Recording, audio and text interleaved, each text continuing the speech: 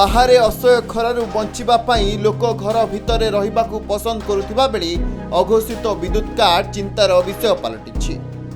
प्रति 2 रु 3 घंटारे हेउथिबा विद्युत काट नै साधारण जनता उत्त्यक्त हेबा सह विद्युत विभाग अधिकारी अभियोग कले मध्य कोनोसी समस्यार समाधान हेउनी।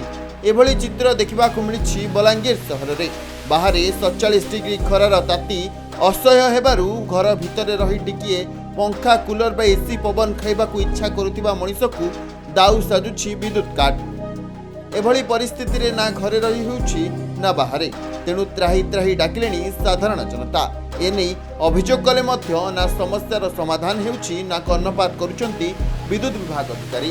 एटा सार देखंतो हमर विद्युत विभाग जोटा होउछि लास्ट गुटे वीक हैला बेसी अछि। ता पूर्वरु इवन भी आपण जदि देखिबे हमर 20 तारिख इलेक्शन थिला, प्राय पावर सप्लाई स्टेबल थिला। ये जो टेम्परेचर एबे जो 45 प्लस हैला बेलको हमको भी टिके असुविधा होउछि, जेहेतु अधिका लोड नउछि, अधिका एसी लोड गुडा अधिका आसीछि हवा पई किछि जगह रे हमर फायर होउछि, जेहेतु केबल गुडा फायर होउछि तो ताको आमे राती भी हमर स्टाफ लागि गिरी ताको रिपेयर करा होउछि, मेंटेनेंस करा होउछि। से समय पई जो सेक्शन रे फायर हैला ताको इमिडिएटली रिस्टोर करिया पई आधा घंटा 45 मिनिट समय लागुछि। आउ सेफ रे काम कला बेलको कि समय डिले भी होउछि, नले एमती दिन बेला तो विशेष समस्या ना डाटा पावर आसला नहीं सर से नहीं माने हमर जो कंज्यूमर यूसेज पैटर्न अनुसार सब डिपेंड करूछि।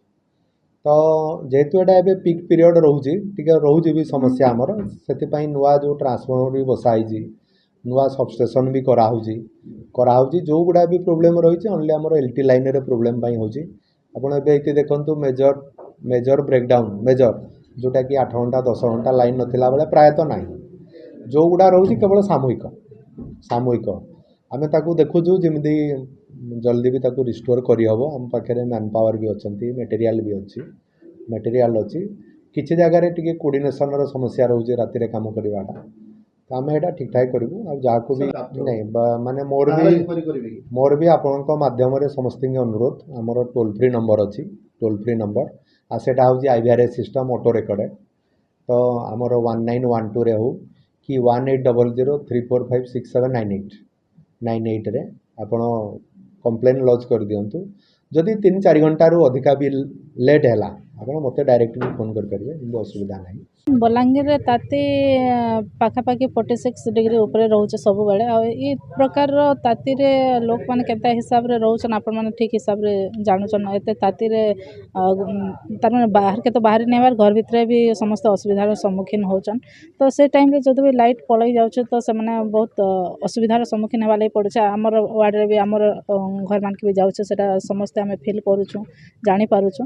तो सेतले जनसाधारण आसीचन, जेहेतु तांगर किछटा कंप्लेन थिला जे इलेक्ट्रिक ऑफिसर के सुनबान नै, फोन कले भी के फोन उठाबान नै बोलकरी कहउतले। तो सेतले लगे हमें टीपीडब्ल्यूडीएल ऑफिस के आसीचु, एससी सान को संगे भी कथा लागिचु।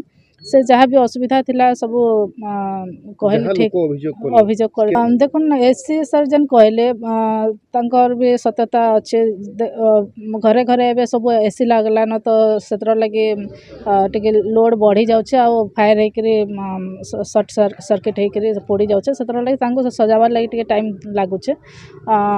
तो से प्रकार आंसर देइछन। तार छड़ा कलिके सागे भी फोन माध्यम रे तांको संग कथा लागिले, आ एश्योरेंस देइछन जे आमे ठीक हिसाब रे देखमु बोलकरी, आ जते शीघ्र ही पारबा सजाइकरी सजामु बोलकरी। आ आगामी दिन रे जनता लोक माने असुविधार सम्मुखीन नहीं हेबे, नुआ केबल लगेकरी से प्रॉब्लम टा के पूरा पूरी सॉर्ट आउट करबार लागि से माने चेष्टा करमु बोलकरी कहिछ। बलांगीर गुप्तेश्वर पृष्टिंग रिपोर्ट, खबर ओडिशा।